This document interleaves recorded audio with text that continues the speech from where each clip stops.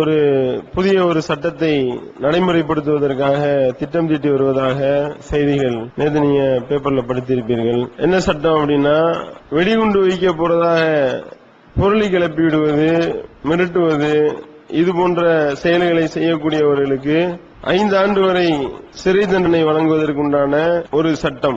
ஏன் இந்த மாதிரியான ஒரு சட்டத்தை போடணும் அப்படின்னு சொல்லி அவர்களுடைய உள்ளத்துல தோன்றி இருக்கிறது அப்படின்னு பாத்தீங்கன்னா, போன மே மாதம் 15 மற்றும் 18 ஆகிய தேதிகள்ல இதே மாதிரி வெடிகுண்டு இருக்கு அப்படின்னு சொல்லி விமான நிலையங்கள்ல குண்டு வெடிக்க போகுதுன்னு போனை போட்டு அவனை கிளப்பி விட்டாங்க. அப்ப பார்க்கும் பொழுது எல்லாமே போய் கிட்டத்தட்ட 22 விமான சேவைகள் பாதிக்கப்பட்டுருச்சு. அதோடு மட்டும் இல்லாம போன வருஷம் மட்டும் கணக்கெடுத்து பார்த்தா போன வருஷத்துல மட்டும் 80 பொருள் இந்த மாதிரி கிளப்பி இருக்கிறாங்க. எல்லாமே பொய் தான்.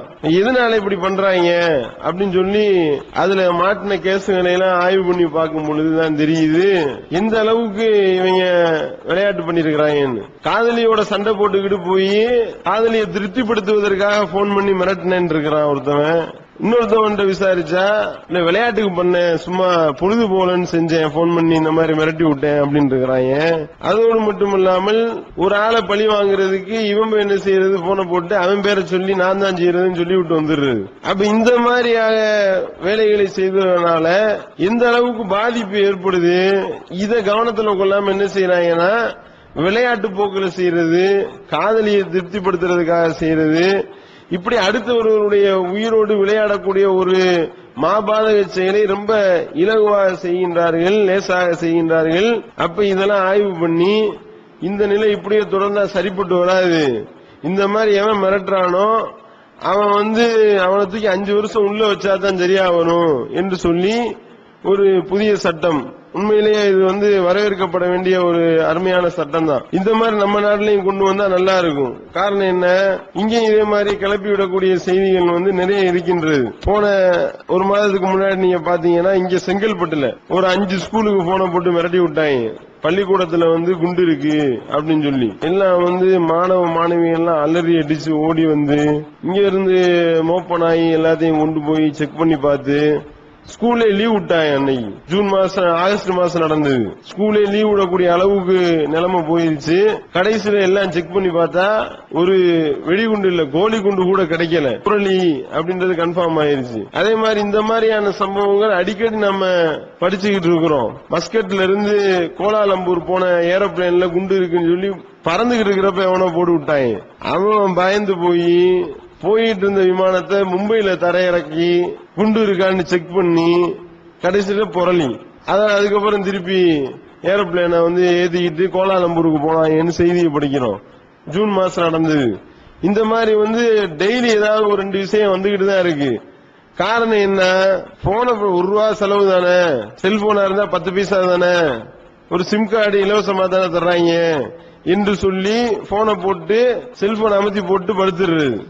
இந்த மாதிரியான வேலையை செய்து கொண்டிருக்கின்றார்கள். அப்ப இந்த மாதிரியான வேலையை செய்வதனால எவ்வளவு பெரிய பிரச்சனை ஏற்படுது. இந்த மாதிரியா ஒருத்தன் வெடிகுண்டு இருக்குன்னு மிரட்டினதை வச்சு மக்களுக்கு பரப்பப்பட்டால், ஒரு பீதியில் ஒருத்தன் ஹார்ட் அட்டாக்ல செத்து போனான்னா செத்து போன உயிரை திருப்பி கொண்டு வர வைக்க முடியுமா? எவ்வளவு பெரிய பிரச்சனை. இப்படி ஒரு மிகப்பெரிய கூட்டம் இருக்கிற ஏரியால வெடிகுண்டு இருக்குன்னு பரப்பி விட்டா மக்கள் எல்லாம் ஓட ஆரம்பிச்சாங்கன்னா நெரிசல் எத்தனை பேர் விழுந்து சாவான். இதை பத்தி இவர்கள் நினைத்தார்களா? அப்ப கடுமையாக தண்டிக்கப்பட வேண்டிய ஒரு விஷயம் இது. தூக்கி உள்ள வைத்து இவர்களுக்கு ஒரு மிகப்பெரிய தண்டனையை வழங்கினா தான் அப்ப இது சம்பந்தமாக யோசிப்பார்கள் அப்படின்றத கவனத்துல கொள்ளணும். இதுல இன்னொரு விஷயத்தை நாம கவனத்துல கொள்ளணும். இது மிரட்டுறது ஒண்ணு, இதை பரப்புறது ஒண்ணு, 2 விஷயம் இருக்கு.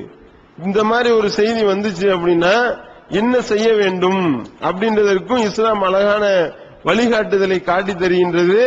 இந்த மாதிரியான வழிகாட்டுதல் வேற எந்த மதத்திலையும் எந்த சித்தாந்தத்திலையும் கிடையாது. எங்க போய் தேடி பார்த்தாலும் எந்த ஒரு வேதத்திலையும் இந்த மாதிரியான வழிகாட்டுதல், அற்புதமான வழிகாட்டுதல் எங்கேயும் இருக்காது. அல்லாஹ் தன்னுடைய திருமறையில சொல்லி காட்டுகின்றான். 4வது அத்தியாயம் 83வது வசனத்தை நீங்க எடுத்து படித்து பார்த்தீர்களானால், பாதுகாப்பு மற்றும் பயம் குறித்த செய்திகள் இவரிடத்துல வந்துச்சுன்னா அதை மக்கள் மத்தியில பரப்பி விட்டு விடுகின்றனர். ஆனா அப்படி அவங்க செய்யக்கூடாது.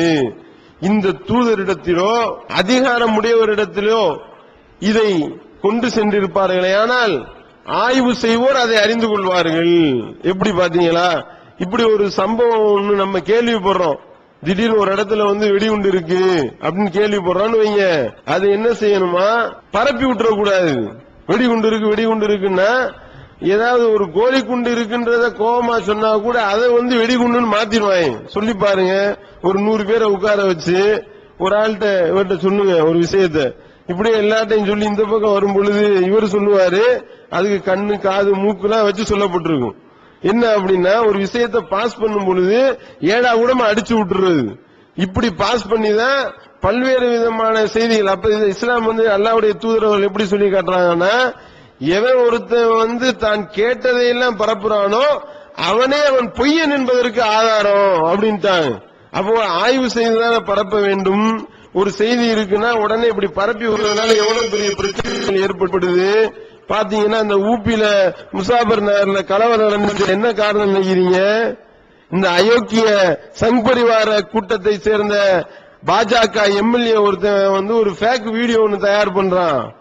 இந்துக்களை எல்லாம் கொலை பண்ற மாதிரியும் இந்துக்கள் பாதிக்கப்படுற மாதிரியும் ஒரு ஃபேக் வீடியோ தயார் பண்ணி அந்த வீடியோவை பரப்புனதுதான் இவ்வளவு பெரிய பிரச்சனைக்கு காரணம் என்று கண்டுபிடிக்கின்றார்கள். அப்ப என்னன்னா, அதை நம்பினவன் என்ன செய்யறான், ஆஹா இப்படியா நம்மள இந்துக்களை கொலை பண்ணிட்டாங்க, விட்டுறா குத்துறா அப்படின்னு போய் உள்ள இறங்கிடுறது. ஒரு செய்தி வருதா, இத உடனடியா கொண்டு போய் இந்த மாதிரி ஆட்சியாளர்கள்ட்ட காமிச்சு ஒரு வீடியோ இப்படி போட்டிருக்கிறாங்க, இது உண்மையா அப்படின்னு சொல்லி அல்லாஹ் தன்னுடைய திருமறையில சொல்லி காட்டுறானே. இந்த வழிகாட்டுதல சரியான முறையில் அவங்க ஃபாலோ பண்ணிருந்தாங்க, இந்த செய்தி முதல்ல கிடைக்கப்படக்கூடிய நபர் அதை கொண்டு போய் ஆட்சியாளர்கிட்ட கொடுத்திருந்தா அப்பயே பாஜக எம்எல்ஏ தூக்கி உள்ள வச்சிருப்பாங்களா இல்லையா? அப்ப என்னன்னா, ஒரு செய்தி வருது அப்படின்னா என்ன செய்யணும், இது தெரியாம பரப்பி விட்டுருது. இப்ப எடுத்துக்காட்டுக்கு இங்க ஒரு குண்டு இருக்குன்னு ஒருத்தர் உங்கள்ட்ட சொல்றான்னு வைங்களேன், உடனே பரப்பிடக்கூடாது. நிர்வாகத்துல உடனே இன்ஃபர்மேஷன் கொடுத்தா நிர்வாகம் அதற்குரிய வேலைகளை செய்யும். அப்ப தேவையில்லாம இது பரப்பப்படுவது குறைக்கப்படும் அப்படின்றத நாம கவனத்துல கொள்ளணும். அப்படி நாம சரியான முறையில் அல்லாஹ் எப்படி ஒரு அற்புதமான வழிகாட்டுதலை காட்டுறா பாருங்க. இந்த வழிகாட்டுதல் வேற ஏதாவது மார்க்கத்துல, வேற ஏதாவது மதத்துல, வேற சித்தாந்தத்துல இந்த வழிகாட்டுதல் எங்கேயாவது போய் பார்க்க முடியுமா? அழகான வழிகாட்டுதல். இது போன்ற ஒரு செய்தி ஏற்படுத்தக்கூடிய ஒரு செய்தி உங்களுக்கு கிடைச்சிச்சுன்னா பரப்பி விடாதீர்கள். சம்பந்தப்பட்ட அந்த பொறுப்பாளரிடத்துல நீங்க கொண்டு போங்க, அதை சரியான முறையில் அவங்க ஆய்வு செய்து அறிந்து கொள்வார்கள் என்ற அழகான வழிகாட்டுதலை இஸ்லாம் நமக்கு வழங்கி இருக்கின்றது. ஆக இந்த மாதிரியான வரக்கூடிய அந்த புரளிகளை நம்பி அதை மக்கள் ஏமாந்து விடாமல் நாம ரொம்ப கவனமாக இருக்க வேண்டும். அதே நேரத்தில் இந்த மாதிரி பரப்புறாங்கல்ல, இங்க எல்லாமே உள்டாதான். நம்ம நாட்டுல இந்த மாதிரி ஒரு பீதியை பரப்பாதீங்கடா அப்படின்னு சொல்லி நம்ம சொன்னோன்னு வைங்க, சொல்றவன குற்றவாளியா பார்க்கக்கூடிய நிலைமையில இருக்குது. இந்த டிசம்பர் 21 உலகம் அழிய போகுதுன்னு சொல்லி பீதியை கிளப்பி விட்டாங்கல்ல, பார்த்தோமா இல்லையா போன வருஷம்?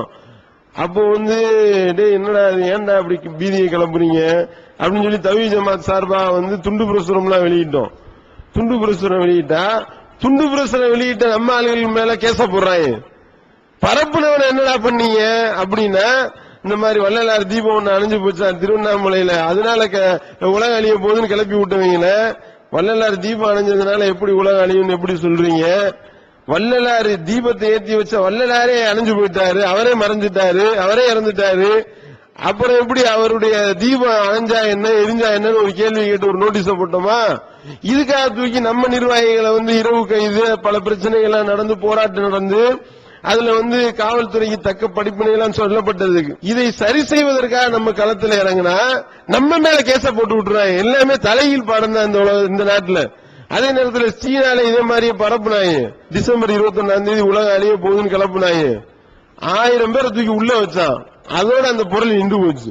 அப்ப என்னன்னா, ஒரு விஷயத்தை அப்படி பரப்புறானா, எவன்டா சொன்னான்னு அந்த மொத்த சொன்னவனே இறுக்கி பிடிச்சோன்னு வைங்க, அதோட ஸ்டாப் ஆயிடும்.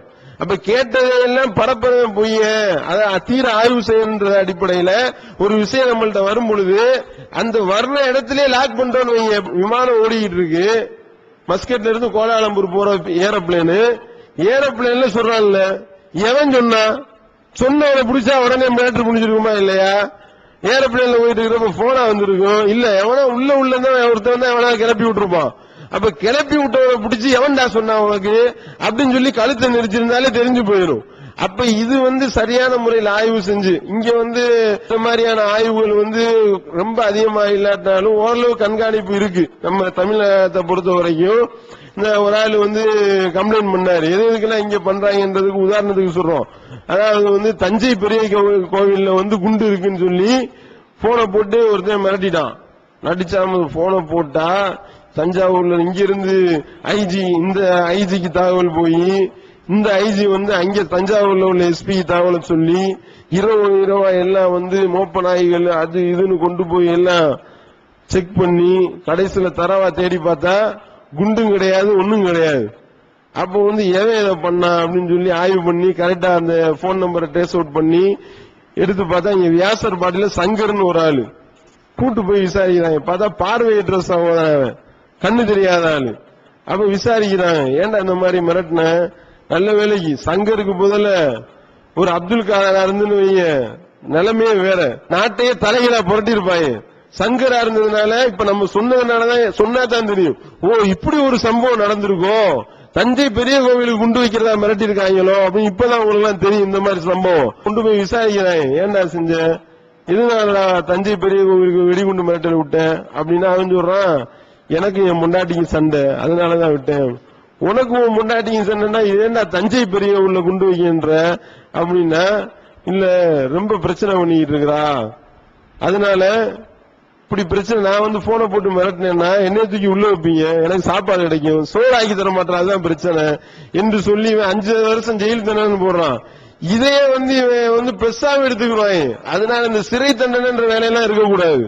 பிறம்படி இஸ்லாத்துல இருக்கா இல்லையா, வச்சுக்கிட்டு மக்கள் முன்னிலையில வச்சு பின்னி எடுத்தோன்னு வைங்க, அடுத்த போனை பார்த்தாலே போனை தொடுறதுக்கே பயப்படுவான்.